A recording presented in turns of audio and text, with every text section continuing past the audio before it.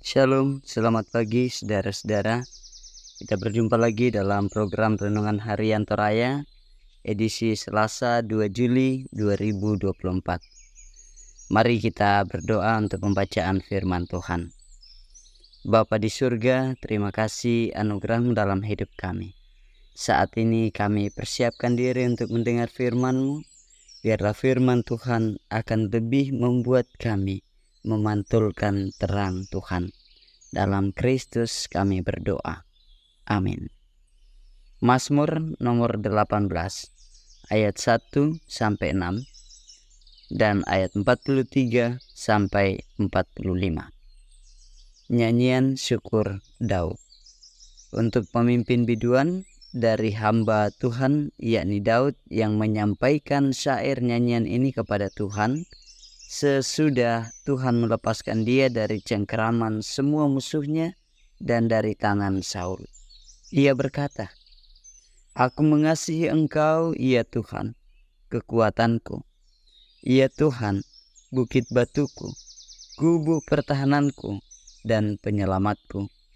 Allahku, gunung batuku, tempat aku berlindung, perisaiku, tanduk keselamatanku, kota bentengku. Aku berseru kepada Tuhan yang patut dipuji, dan dari musuh-musuhku aku dibebaskan. Jerat maut meliliti aku, dan banjir pemusnah melanda aku. Tali-tali dunia orang mati membelit aku. Perangkap-perangkap maut terpasang di depanku. Aku meremukkan mereka seperti debu yang ditiup angin, mencampakkan mereka seperti lumpur di jalan. Engkau meluputkan aku dari perbantahan bangsa. Engkau mengangkat aku menjadi penguasa atas bangsa-bangsa. Bangsa yang tidak kukenal menjadi hambaku. Begitu telinga mereka mendengar, mereka taat kepadaku. Orang-orang asing tunduk menjilat aku." Saudara-saudara yang kekasih dalam Kristus, pembacaan kita pada saat ini diberikan satu tema, memantulkan terang Tuhan. Umpaparang arang napuang. Bohlam lampu merupakan satu alat penerang. Namun terang yang dihasilkan ternyata bukanlah berasal dari dirinya sendiri. Bohlam hanyalah alat untuk meneruskan terang yang berasal dari kekuatan arus listrik. Tanpa arus listrik, maka bohlam tidak akan pernah bisa menghasilkan cahaya untuk menerangi. Kesadaran diri sebagai orang yang sepenuhnya dituntun dan diselamatkan oleh Tuhan terus menjadi keyakinan Daud dalam sepanjang kehidupannya. Apa yang mendorong Daud untuk terus percaya kepada Allah? Ayat 1 sampai ayat 6 menjelaskan kasih setia Tuhan yang terus menolong Daud dalam setiap pergumulan hidupnya. Ketika Daud melihat ke masa-masa sulit dalam hidupnya, di sana ia menemukan pertolongan Tuhan yang sangat menakjubkan. Dalam bayang-bayang dan jerat kematian sekalipun, ia tetap dilindungi oleh Sang Sumber hidup. Demikian pula pada ayat 43 sampai 45, Daud menghayati hidup dalam keyakinan serta merasakan kekuatan dan perlindungan Tuhan yang terus menyertainya dalam menaklukkan musuh-musuhnya. Itulah yang senantiasa menyadarkan Daud bahwa semua pencapaian dalam hidupnya bukan berasal dari dirinya sendiri, melainkan dari Tuhan. Karena itu, ia memilih untuk terus memuliakan dan mengagungkan Tuhan atas seluruh pencapaian dalam hidupnya.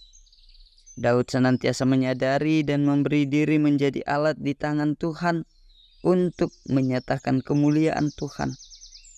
Bagaimana dengan kita? Apakah kita juga akan bersikap seperti Daud ketika mengalami situasi sulit dalam hidup kita? Bagaimana kita menilai dan menghayati masa-masa sulit yang terjadi di waktu lampau? Apakah yang kita lakukan dalam menghayati pencapaian-pencapaian dalam hidup kita?